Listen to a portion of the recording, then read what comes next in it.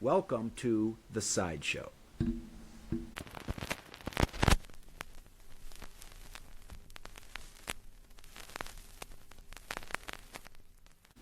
All right, welcome to The Sideshow.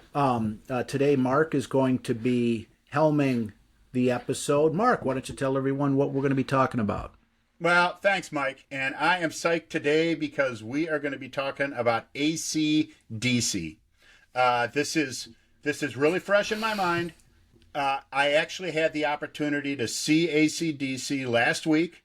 They're on tour. They were in Detroit. I got together with my brother, our brother Tom, and we connected in Detroit and got a chance to see them. And I knew after seeing that concert, I was going to want to dig into an AC/DC album. And actually, when you're thinking about the modern day AC/DC, and we'll get into a little bit of the background of the band, but the current iteration of AC/DC, you tend to fall to Back in Black as the album that really kind of defines them. But I've actually decided to step back and go to an album before that, which is Highway to Hell, which is what we're going to do today. Highway to Hell, Side 1. Well, and you and I saw AC/DC together on one occasion, and if my math is correct, that was 45 years ago. And Please make it be incorrect. Please. And Back in Black was brand new, and a lot of the material on Back in Black I heard for the first time at that concert. Oh yeah. I mean, yeah. so I mean, Highway to Hell was the album and the song really that sort of introduced me to AC/DC back in high school.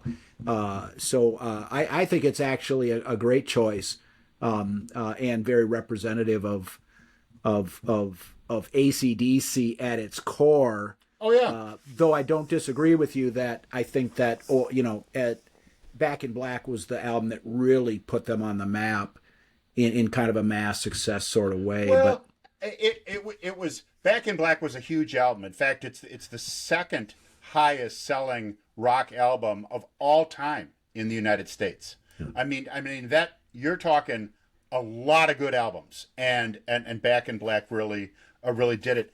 I'd have to say, and you just mentioned this, I mean, what we were listening to, though, that got us to want to go see AC/DC in the first place was Highway to Hell.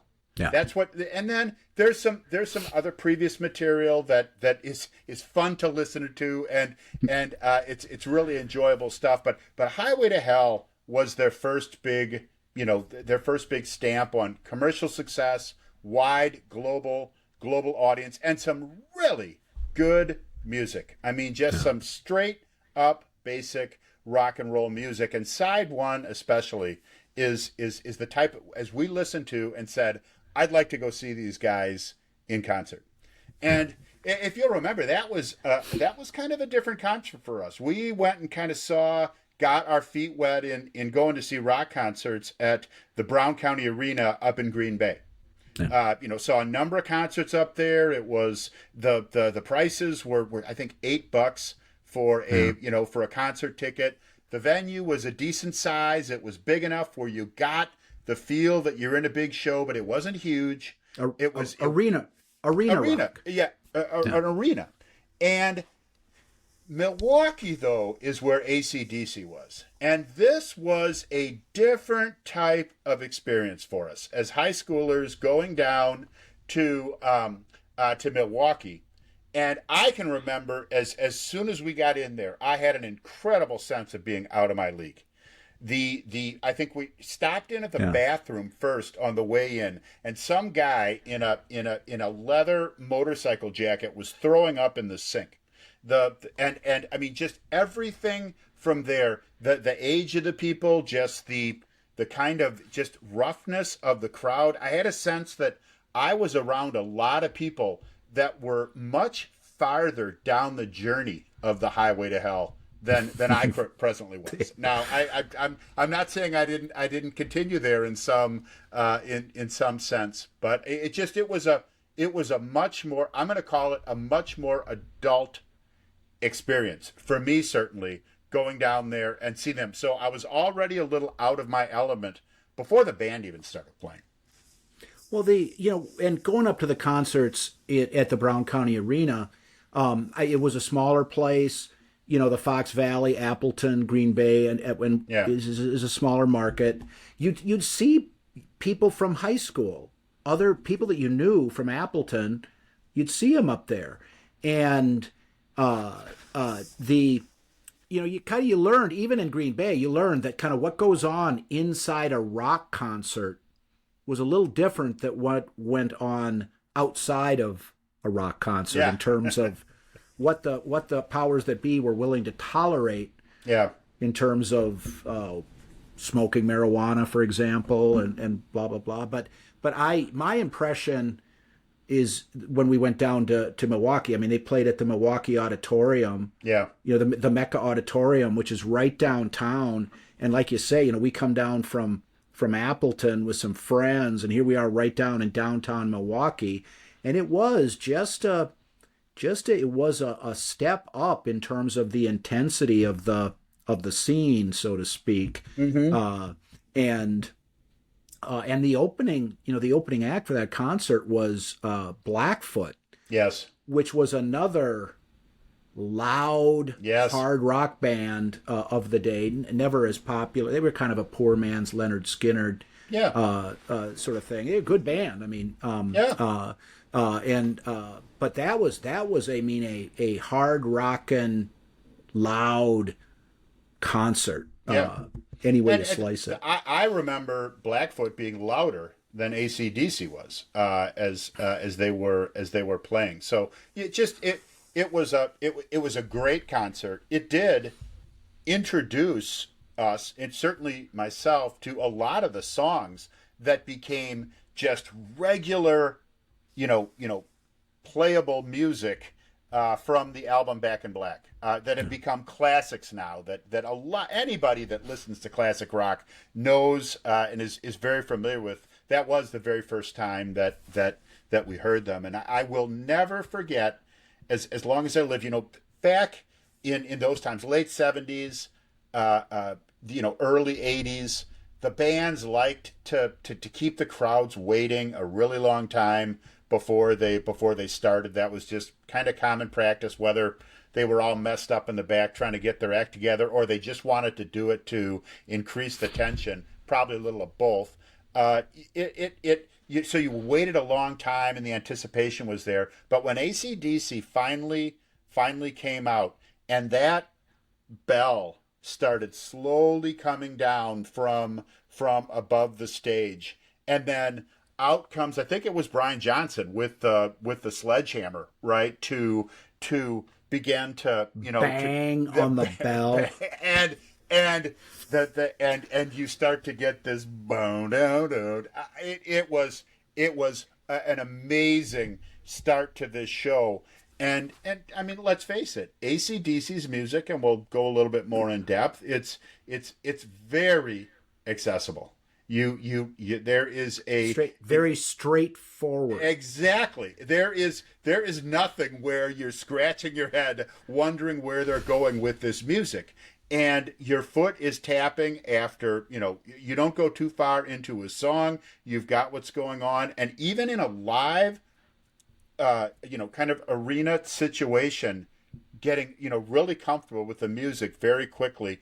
An amazing job of it. And really, even increase this kind of spark about enjoying the music of this band. So, that was kind of the start. I've seen them several times since then. I saw them last week in Detroit. I also saw them in Stuttgart, Germany when I was in the service. I had an interesting arrangement with a person who worked with my ex-wife. He was an older guy, but he had a 16-year-old son. So he was a little old for the concert experience.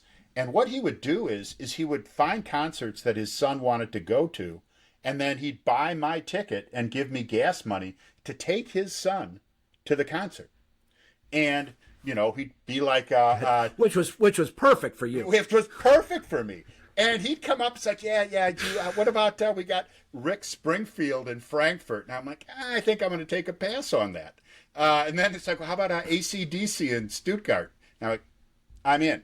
That was one of the concerts, and like we were talking about, I mean, the American community on these concerts would kind of move around and go to them, and as soon as we'd get there, he'd be, we'd hey, meet right here when the concert's over, and he'd be with his friends, and I'd have people from my unit that were there, and we'd meet up, and that was one of the bands that I got to see in Germany. Very similar show. With some added material because by then they were doing some other things. I saw them another time, I think also in Europe, and then I saw them here in Detroit. A lot of the standards you could just kind of hear them the same way that they had been done, but it was still a great concert, great experience. One warning for they're kind of on the beginning of their tour, so some people I'm sure will be seeing them. You could tell at the end that Brian, and he, tell you what, he was on playing their stuff. You could tell he was probably tiring out a little bit vocally at the end, because I mean these songs are asking a lot of anyone's voice, and they kind of went into kind of an extended guitar solo to end the main segment before they came out and did an encore with For Those About to Rock. And the cannons and these types of things that have become, the types of things where you're hearing it for about 3 days after the show. Again, though, great show. All the good ones, they're in there, and I really enjoyed it. But it brought me back to thinking about the band more. When they, one thing about AC/DC is that they're what you're going to get. I mean, there's no, I wonder if they're not going to change their style. They're not going to, what you're going to get. They're they're very reliable band in terms of providing the audience what they are looking for. Yep. Because that show that we saw back in high school, I mean, there with the stage, it was just a bunch of Marshall amps. There was no monkey business. There was no, I mean, there were lights on the band, but there was no, it wasn't really a light show. It was just lights so you could see the band and focusing on this and that. And Angus Young had his schoolboy outfit on. Yep. And they just cranked it out. And, one slab after another. And which the way you're describing the concert that you and Tom went to last week, that's what they did. Yep. I'll tell you though, Angus Young in that concert back in high school, he did not stop moving that entire concert. I mean, he was headbanging that entire concert. And then the same thing the other times that I've seen him, he was still moving along. Now this is a guy, I mean, he's got to be in his 70s. And he's still not quite as hard. But he, instead of when he's marching, playing his guitar, he's got a look. He's playing his guitar. He's got these short pants, kind of school outfit type suit on, and the suit jacket came off a little bit earlier than it had in previous concerts, kind of heating up. And when he would stand there marching, playing, instead of his knees coming all the way up to his waist every single time, it was more kind of marching in place. But when he'd get jamming and he kind of has a way of kind of that marching and hopping and skipping his way across the stage, looked just like when we first saw him. I mean, he still was moving around. A little bit of understandable slowdown, but he still clearly gives it everything he's got. And I mean, Angus Young is a huge part of what AC/DC is. That kind of life, that power in the guitar and the performance, putting on an amazing show. Plugged in and powered up. Exactly. And he still is. I mean, just by far, there was well, as we go back through the background, obviously a change in lead singers, and that can create the absence of a front man for a lot of bands, but not for AC/DC. No. Because even though he's not out there on the vocals, which tends to get a lot of the attention, he is clearly the front man Yeah. of AC/DC. So just a little bit of background on the band. They formed back in 1973 in Sydney. They had a couple lineup changes across the band. The real only consistency from the very first days were the brothers Angus and Malcolm Young, the lead and rhythm guitar players. But they settled in fairly quickly after an album or two on the vocalist Bon Scott and the drums Phil Rudd and Cliff Williams on the bass. But their first album was called High Voltage in 1974. They got into the routine like a lot of classic rock bands did of putting out an album every year, getting a lot of content out there, and like a lot of classic rock bands, not necessarily getting a lot of traction early on, right? Getting into the groove, touring for each album. In 1975, they had the album TNT, which had one of their early hits, It's a Long Way to the Top, If You Want to Rock and Roll, which is still known and listened to by a lot of folks. They had some record label stuff and some stops and starts going on, and they came out with another album entitled High Voltage, which was really a combination of the tracks of those first two albums, and that kind of became then the mode of the albums after that. In 1976, Dirty Deeds Done Dirt Cheap came out, started to see a little more traction, not necessarily in the United States, but in the Australian and UK markets. 1977, Let There Be Rock. 1978, what is this? I can't read my writing here. Is this Powerage? Power Up. Power Rage. Power Rage. Jesus. What's my timing here? 17, 18. In 1978, you had Power Rage. And from touring for that album, they went and did some touring globally, and some concerts at the Apollo in Glasgow were recorded, and they came out with a live album, If You Want Blood, You Got It, that came from that tour. So now you're talking a pretty large number of albums, a lot of material, and really kind of a crossroads on what they were going to do.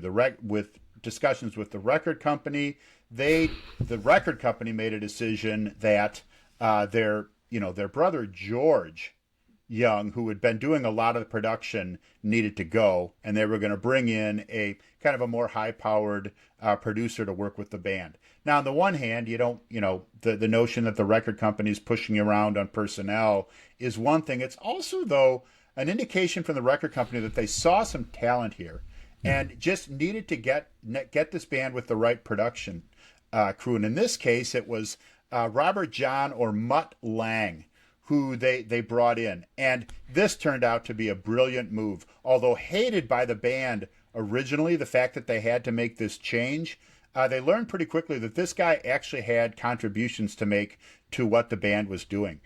Subsequent interviews and documentaries and stuff about the band talked about how Mutt was able to actually help Bon Scott do better vocals by helping him with breathing and working with Angus on the guitar and his guitar solos. He actually had contributions to make musically, as well as all the other work that goes along with production. So this idea of a band, regardless of their level of talent, coming into contact with the right producer, which can really be just a catalyst to get them where they need to be. And because there is a big difference between going on stage and cranking out music and going into a studio and getting down on tape what it is you want. Yeah, those are different things, and so making your music come alive in the studio is a different endeavor than pleasing a crowd when you're playing live. Exactly. And at this time, AC/DC actually had a pretty growing live following.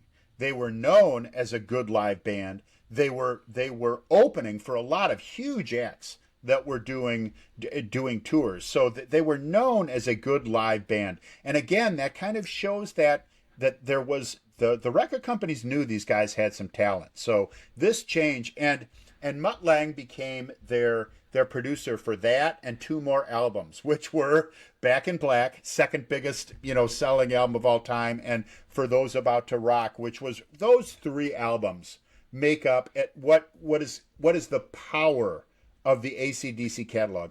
Some of these previous albums had some very good rock and roll that was in it, but when you look at the notion of traction that bands are able to get and growing their audiences, these three albums are really what did it for AC/DC. So 1979, they get in the studio with the right producer, and Highway to Hell is produced. It's released in 1979.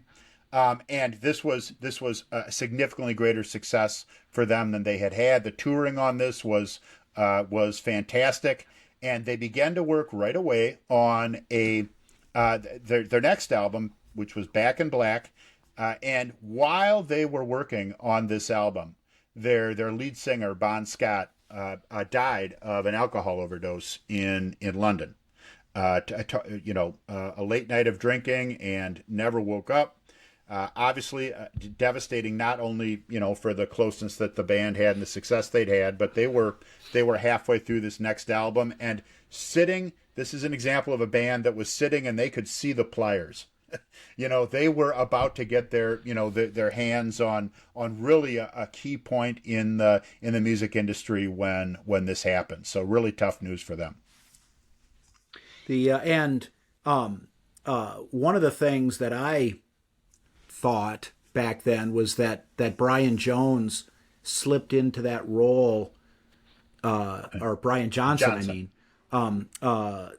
Because his voice was different. He was probably a better singer than Bon Scott. That's not to say that means he was a better rock and roll vocalist, but he was certainly a better singer. And he was able to kind of establish himself in the new material, but he did a good job singing the old material. Yes. Because I can remember that from the concert, thinking, yeah, this guy sounds, he does all this stuff good, and absolutely. So he turned out to be a good replacement, and was a little. Bon Scott was had a fairly salacious manner about him, yes, in terms of his what he sang about and how I never saw him perform live, but I can imagine he was a more slithery character on stage than Brian Johnson was, and Brian Johnson was just more well tailored for that kind of mainstream success that they found after Back in Black. Yeah, and I'd agree with you. In fact, again, reading what they talked about after the fact, they were not looking for like a cover band singer that could sing exactly like Bon Scott could when they were doing the replacement. A different type of style, yet could perform those old standards that crowds were going to be looking for, because they were still a live band and they still knew they were going to tour, and they still knew what crowds were going to want to hear. So but Back in Black, again, critical album for their success, critical album in the whole history of classic rock. They were already into the production of this album with Bon Scott, so you're really hearing some of him in this in that album as well. And they followed that up a year afterwards in 1981 with For Those About to Rock, We Salute You. And that really, they had a lot of material after that. There's a number of albums that continue to roll out. There were some lineup changes. The band got into some legal and health problems that demanded some changes as well. And, they never, though, although continuing to be incredibly popular while touring, and we're still taught they continue to be a stadium band, a stadium act to fill out crowds on their tours. Their album production and traction of those albums never really reached that point again. No. So let's talk about Highway to Hell. And This was recorded in London. They had put an incredible amount of time into preparing to go into the studio, which was different for them. They were really much more accustomed to, spending a couple weeks in the studio to put out an album and then touring. That's what they focused on. This particular album, again, we got a new producer. We've got kind of different rules with what's happening. They had a pretty grueling situation of several months. And we're talking, according to their recollections and stuff, 15-hour days, really working to get this music together. And then they actually hit the studio and spent about 3 additional weeks actually getting everything down on tracks. So it was a much more rigorous and demanding schedule than what they had, but the results were awfully good. I mean, Highway to Hell is an 8-time platinum album. It's well known for a number of its tracks that are standards on classic rock radio stations to this day. Well, and it's and everything is relative. I mean, the harder you work, the more time you put in, the more preparation, the more rehearsal, the better things are going to be in terms of if you're trying to create something. And while there was a sort of a scrappy authenticity to their music going all the way back to the very beginning of at least their album output, they were able to maintain the authenticity, but do it better. Yeah. By taking the additional time. And this isn't necessarily the best comparison, but it in the movie Sid and Nancy, when Sid Vicious is kind of doing some solo concerts, and the manager that gets him the date says, things would go a lot better if you would rehearse. Yeah. Now, I mean, AC/DC, I'm sure that they rehearsed and they were a professional, band and whatnot. But putting your nose to it and taking the time and doing a little planning is worthwhile. And so basically you kind of laid it out in a lot more detail, but it paid off. Yeah. I guess that's the point I'm trying to make. It paid off. Absolutely. And what it produced, I've got the album here. And you've got the, again, our man Angus, right? As he is the central figure in this picture. If you look at that, and a lot of times people would look at this and think, well, that's probably the lead singer of the band, whereas Bon Scott is down here. The lead man for the band was absolutely Angus Young. Here's the back, of the band, and again, this is the concert attire of Angus Young. These short, every single show that I've seen him in, the videos, that type of thing. That is his persona, and he does it awfully well. Again, this. I collect albums now, and I go and I do a lot of shopping at garage sales and that type of thing. And this one was present in a lot of album collections from the 70s and 80s. Well, it is sort of right at the heart, and AC/DC is not one of my favorite bands, and I don't listen to a lot of music that's quite as hard rock as AC/DC. But there's just no question that, like Highway to Hell, Back in Black, those albums are just at the heart of classic rock. Yes, they just are. And you can we talk about a lot of bands, and when you take a look at their songs, there's a lot of complexity in the songs. There's a lot of complexities in the stories that they're trying to tell. I mean, one of the notions is they were getting ready for this album. I mean, I wasn't in the studio reading about how this stuff was put together, but one of Bon Scott's complaints were, why do the songs have to be so complex? And this was from their previous AC/DC material. And if you listen to that again, this is not scholarly stuff. It's like, look at we're a rock and roll band. Let's just sing about sex and drugs and rock and roll. What more do we need to sing about? And there you can take a band like Bad Company, for example. And Bad Company they are a stripped down band that sings about rock and roll. They are a rock and roll band. And you're not going to hear long stories. You're not going to hear rock operas. You're not, and not that there isn't some outstanding music out there that does that. But it's like, no, we're just going to play rock and roll. Even looking at like Led Zeppelin, and it's like, no, these time changes and that type of thing to really kind of create a different type of experience. And again, some wonderful music, some great rock and roll music. But you also had bands that says we don't need any of that shit. We're just and AC/DC is even scaled down farther than Bad Company. I mean, this is just core rock and roll music. We got guitar, we got drums, we've got vocals, and we are going to sing about sex and drugs and rock and roll, and that's what we're gonna do.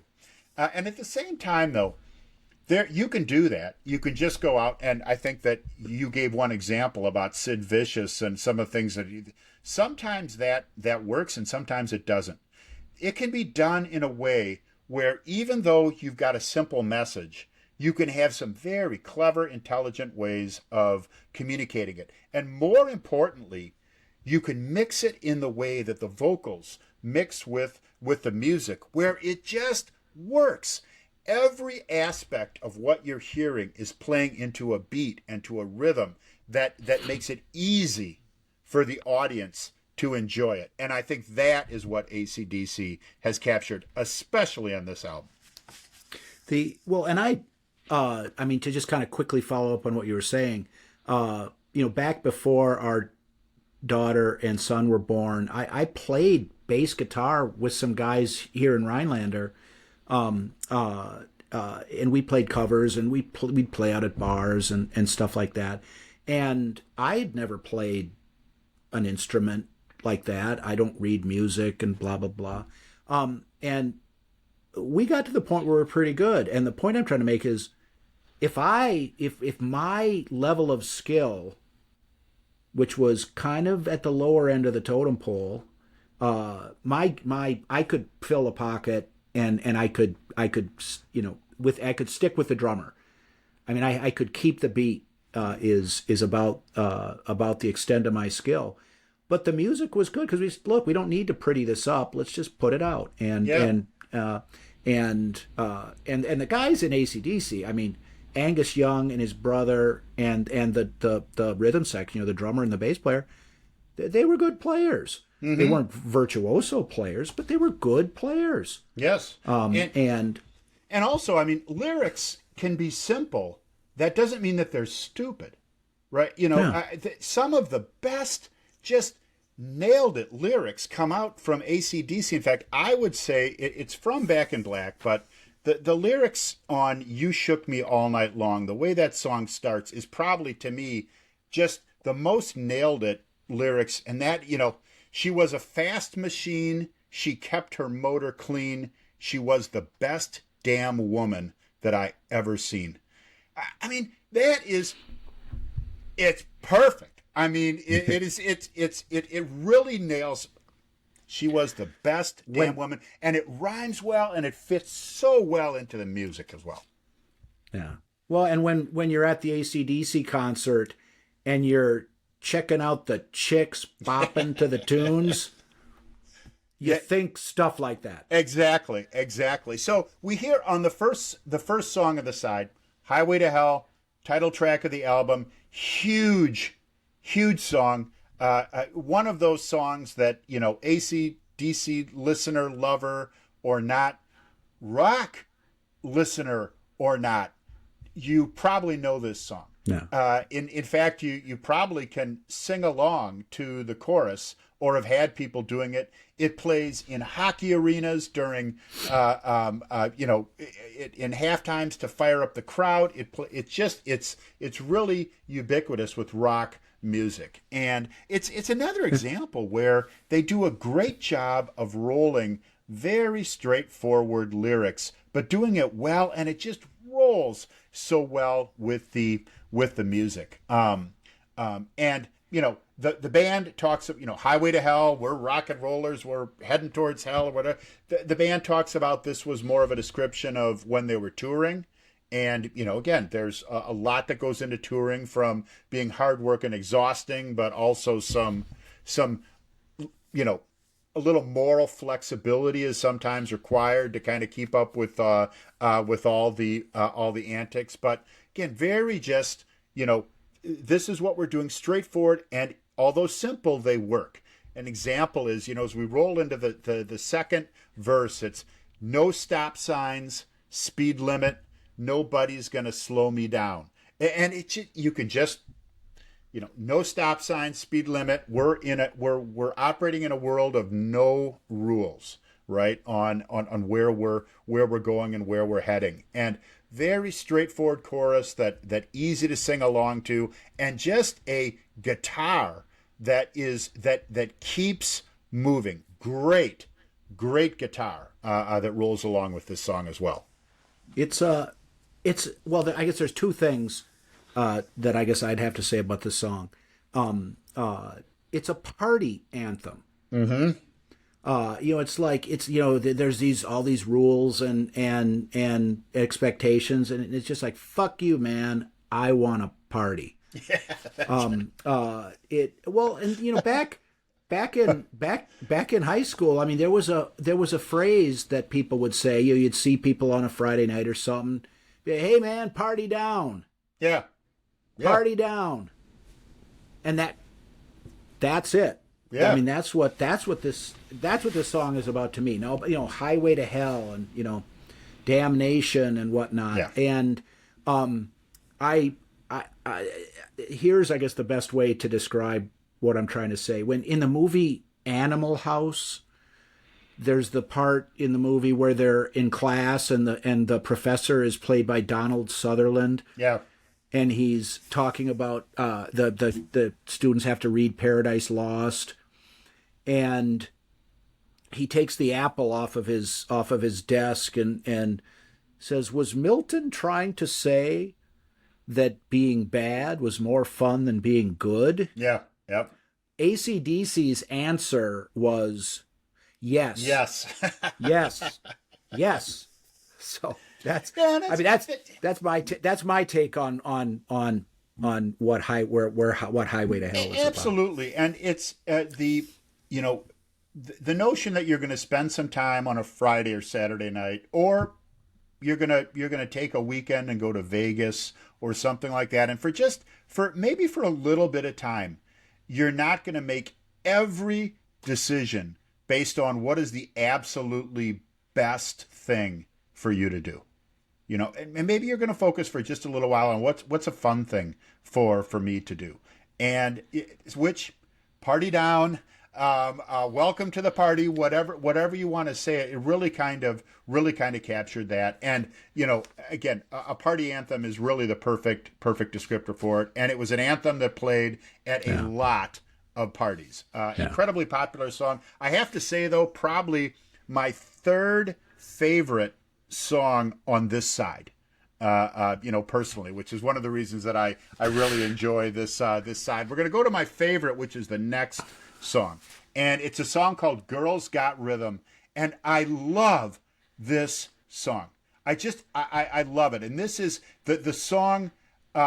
It's got a very fast moving riff that gets you going. Your heart is pounding, your foot is tapping right away, and then Bon Scott's special way, the Bon Scott sound of lyrics kicks right in, and he's got a way of kind of rolling and really emphasizing some of his words. And it's like, I've been around the world, and then I've seen a million girls, and just he just sucks you right into this kind of quick talking about, hey, I've known a lot of women, but none like this woman that I'm going to talk about in this particular song.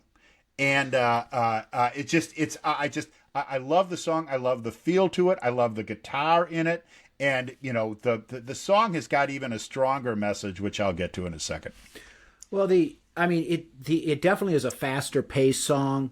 than Highway to Hell. It has a leaner guitar sound. And, obviously the Girls Got Rhythm, it has a musical connotation, but it is clearly a sexual connotation as well. He's singing about his woman. Yeah. And she is a whole lot of woman. Yeah. Says Bon Scott. Yeah, exactly. And this is a song though that women like. Chicks dig this song, and and I look at this, and yes, there's a lot of aspects of this song that is talking about that rhythm is it's the backseat rhythm. It is that that idea of, look at this this woman has good sex, right, with this woman. And first of all, this has a way of capturing the imagination and just the joy of women, much like other songs like this do. I don't know if you were there at Rockfest when the band Buckcherry was there singing the song "Crazy Bitch," but that song I have never seen. There was thousands of women that were jumping up and down and screaming those lyrics as hard as they could. If you're not familiar with the song, it's oh, this woman, she's a crazy bitch. But she fucks so good is what he, that's what he finds attractive about her. And there came a point where most of the women that I was hanging around with disapproved of such things. Well, in terms of that kind of lyrical content in music. The lyrical content, and even suggesting here that's like, look, the way that she has sex. I think what connects, though, and again, once you get to the point where you don't want to hear that kind of language in songs or whatever, that's a whole different situation. But the notion that there is an X factor that women can have that is not necessarily associated with how attractive they are, that can make them incredibly desirable to men, I think is an attractive notion to women, because there are many women. I am a man that is not incredibly handsome and movie star type quality. And I like the idea myself that there are other things, X factors, that I can have that can make me attractive to women. And the idea that, look at, this girl's got rhythm. Now, you listen to the lyrics, she also happens to be a hot woman who looks good in a dress. But this song is not called Girls Hot. This song is not called This Girl is a Tall Drink of Water. This song is not called This Girl Has Large Breasts. This song is The Girl's Got Rhythm. And, it's just like a band. You can't tell if a band has rhythm or not by looking at an album cover. You've got to hear them. You've got to give them a shot to find out if they have rhythm. And this notion of look, I'm not going to judge you by what you look like. I'm going to give you a shot. And I want to see if you've got rhythm. And the feel and the optimism of it, when you listen to the chorus of this song, the way that the girl's got a rhythm, and he's just so happy about it. He's with this girl and she's got rhythm, and it's a moving song. I love the way that the song flows. It's fast. It's got great guitar that goes along with it, and I like the message of the song about what look, yes, she's tall, she looks good in a dress, but what I like about her, she's got rhythm. Well, and you picture, a lot of females would hear this song and like it and be into it. And it's sort of like some of the funnest women that I've ever known were the sort of women who would, like, if you're out at a bar where there's a band playing or whatever, a party where there's music playing and people are dancing, would dance with anybody. Yeah. And get into it.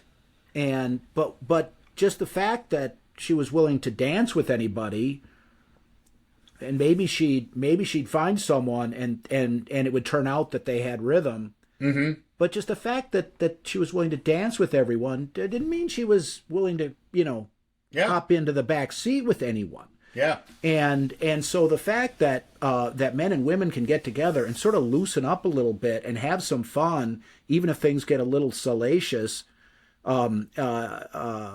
doesn't isn't it can be fun without being just there's a balance there. Yeah. And back in it just seemed like back in those days it was easier to strike that balance with females. Yeah. Well, and I like, first of all, the idea that there's a lot of classic rock that is primarily attractive, or was attractive, to teenage boys. And the notion that you've got songs that are out there that are also fan favorites of women in the crowd, that's a good thing. We need and needed more of those back in the day, and I certainly think that this was one of them. A very fun song, a very moving song. Get a little more. The pace was faster, not as hard and heavy as Highway to Hell. But kind of a great leaner. follow. Yes, leaner song. So we moved from Girls Got Rhythm to the third song, which is Walk All Over You, and this is kind of interesting. This has some kind of some change ups that go in it. It starts out, it's kind of got this guitar riff, this short riff, and then some drums, and then the riff returns, and then some drums, and the riff, and then finally you move into the guitar. So there's kind of an anticipation for the song to really get moving. It's got some stops and starts to get you into it. And then the band all comes in, and it's also a quick moving song in the verses. The choruses kind of step back, and it's more of like a rugby style sing along almost, right? Kind of this as they go into this, I want to walk all over you, with kind of a chorus that would be put together that would only perform at closing time in the pub, right? A little raucous and that type of thing. But Walk All Over You might be, if as you listen to the song again, okay, if a song's going to be about sex, drugs, or rock and roll, well, this one's about sex. Is where we have. There's a lot of talks about reflections on the bedroom wall and these types of things. And Walk All Over You might better be described as crawl all over you, or wiggle all over you, or lay all over you. It's more of exploring someone while they're going at it at the end of the night, but done in a way where the music takes more of the focus, I feel, than the topic of the song. Well, this is in this song, the singer, he wants to take a woman and make her his. Yep. And that's about the short, or that's the short and long of it. And the slower intro, and then when the music picks up, I mean, it kicks into an almost punk rock like speed. Mm-hmm. But then it goes back into the slow. Yes. For the chorus of the I want to walk all over you. Yeah. But it's very not particularly nuanced. Yeah. Message. And it's very, the message is very different from Girls Got Rhythm. This was not focusing on the girl. This was focusing on, here's what I want. Exactly. Here's what I want. And yes, not so much what you're lusting for, but what you're going to do. And the, again, kind of still moving though. This is all very, foot tapping, driving music with very fast moving vocals. Yet, and this is the thing, which is one of the things that I really like about AC/DC vocals. Even though you've got a person who's talking and who's singing with a bit of an Australian accent, there is an accent that's to it, and in some cases that higher pitch type song that you get in a lot of heavy metal, you can still understand the lyrics though. You know, you can, if you just stop and listen, you can understand what they're saying. If that's what you want to do, if you want to stop banging your head to the very enjoyable guitar that is coming along with it. Yeah. I'd agree with that. And I don't know. I mean, there's really not a lot else there in the song. Just and it takes you. That's the third song on the side. It does take you though to my second favorite song on this side, and that is "Touch Too Much." And this song, it starts out again it starts out with kind of a driving type driving type, very kind of poking, pushing, almost funky. Yes.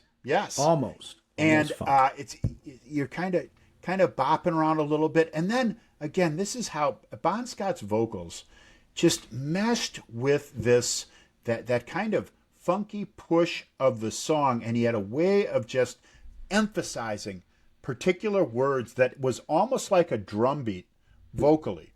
It's like, it was one of those nights when you turned out the lights, and you feel lyrically, it's like the lyrics are another instrument, yet at the same time, again, you being understandable. Such a weird combination. You hear bands that their lyrics are very straightforward, but the way that you're able to understand them is they're almost talking as the song comes out. And then you have other much more vocalist type singers that are but in order to do that, they become a little bit more hard to understand or really comprehend and take it in while you're listening to it without studying the lyrics on the record album. But AC/DC just wasn't like that. They were able to combine this fast moving, driving music with solid lyrical content, but you could understand it at the same time, which I love. I love being able to have that while you're listening to music. I mean, their music was, meat, potatoes, and vegetables. Yeah. There you have it. No béarnaise sauce. Just different combinations of, maybe a little butter, sometimes a salt and pepper, but otherwise just different combinations of the basic ingredients. Yes. And they managed to do a fair amount with just that. Yeah. Well, and there's a lot of bands that there just isn't much to them.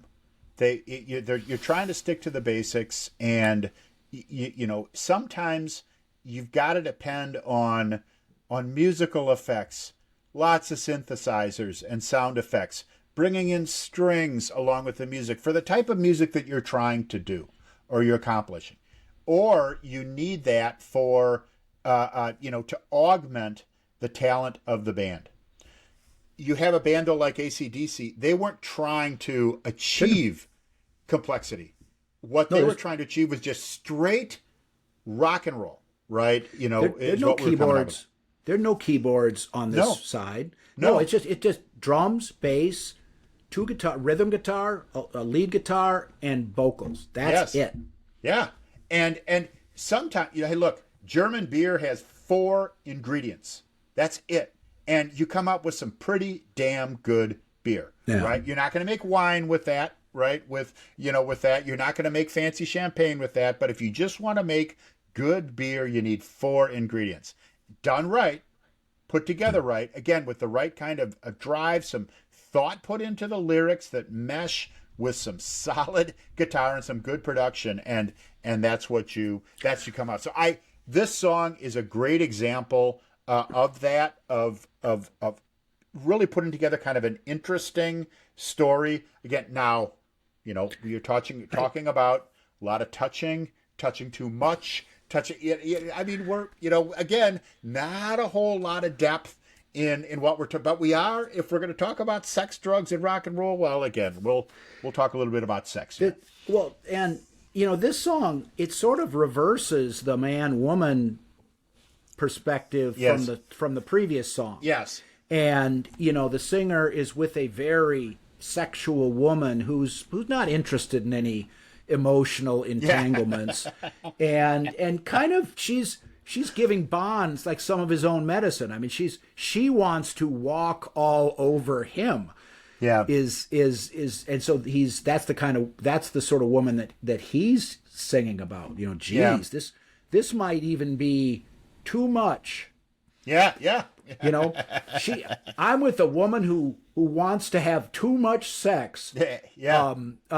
Which doesn't, you know, that doesn't really seem to be where he's coming from. That seems to be something that's kind of an oxymoron for Bon Scott. Yeah, well, lyrically. I mean, but that's what he's singing about. Exactly, and you know, it seems to be an oxymoron for a lot of high school boys as well. But something that they could all aspire to, right? Yeah. We can dream, right, of finding ourselves in that situation. So, the just an enjoyable song, and what you've got now is you've started with this, you know, Highway to Hell, this anthem, heavier, you know, harder kind of song, but then they followed up with three just kind of fast moving, and all three of them are pretty fun songs to listen to sing along to as well. And we end up with Beating Around the Bush, which is actually the fastest of all the songs on the side. I'd say this is I look at the first four songs on this side, and I think that all four of them are material that a lot of bands would be happy to have for a greatest hits album. I mean, these just classic, greatest hits caliber songs. Beating Around the Bush is, I wouldn't put in that category. I wouldn't call it filler. It's a good song, right? We close out. It's a very upbeat, fast moving type of song. A lot of guitar work that goes into the song. There's not so much of a vocal rhythm. They're pushing the lyrics out very, very quickly and very rapidly. Not as performative in the lyrics in this particular song. It's definitely a guitar rave up. Oh yeah. And you know, like the riff is kind of reminiscent of like Whole Lotta Rosie. Mm-hmm. You know, one of the earlier songs. So it's a little more primitive, but has that. It sounds like it reminds me of some of the earlier AC/DC songs. Yeah. The one I mean, Whole Lotta Rosie in particular. Yeah, and the relationship with a man and woman, beating around the bush. You could very quickly with the title. There's some of this that are immediately comes to mind. But this actually, this lyric is probably more complexity around a relationship than all the other songs on this particular side. But still, you got a guy, you got a girl. Not everything's perfect. There's a little bit of meanness and that type of thing that are in here. The poor guy's got a woman who ain't being straight with him. That's right. Yeah, that's what's going on. Things are not always rosy on the woman front. So but again, kind of certainly not a. Although I don't think it's the best song on the side. Again, I think because we're talking about such a high bar, certainly a good way to wrap the side up. Very upbeat, quick, good guitar that's in there, kind of keeps you going, keeps you moving, and really brings the song, the side, to an end.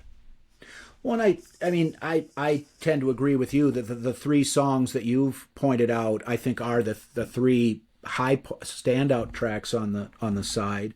But you're getting an AC/DC fan that put this on the day they brought it back from the record store.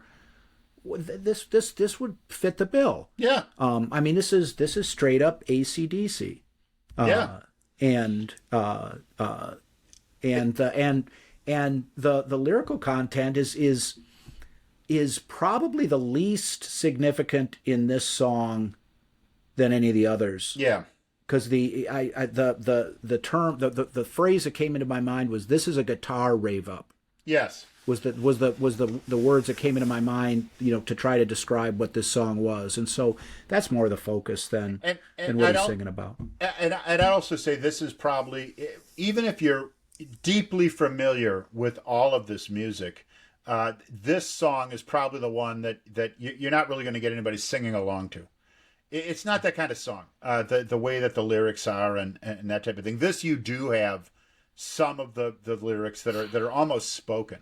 Out. It just doesn't have that same kind of feel. But again, it's a different type of way to wrap up this album, which it is. You're going to be tired of singing along by this time anyway, because the first four are standards that a lot of people know, and I know for a fact they played a couple of these in Detroit, even though these were from the Bon Scott era, and my voice is still doing a little bit of recovery from it. I wish I would have been able to come. Yeah, but wish could have you there, and we'll look for the right type of show for that to happen. But so what we have here, the other side, even though we have like just this legendary song, Highway to Hell, that leads this side off, leads this album off.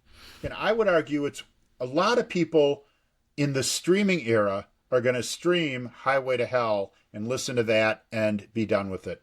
One of the great things about the notion of listening to a side is you get the rest of this content. You might have bought it for Highway to Hell, but as you listen to the rest, and you'd be missing so much without doing that. Because as I said, I feel, and I've listened to a lot of AC/DC, that this is, Highway to Hell is number 3 on this particular side. So give the entire side a listen. Side 1 of Highway to Hell, a great group of songs, a great listen from a great band. It definitely. I mean, and I don't put on AC/DC that often these days, but listening to the side, preparing for today's podcast, it brought back good memories. Exactly. All right. That was Highway to Hell by AC/DC, side 1. All right. We will talk to you, Mark, next time.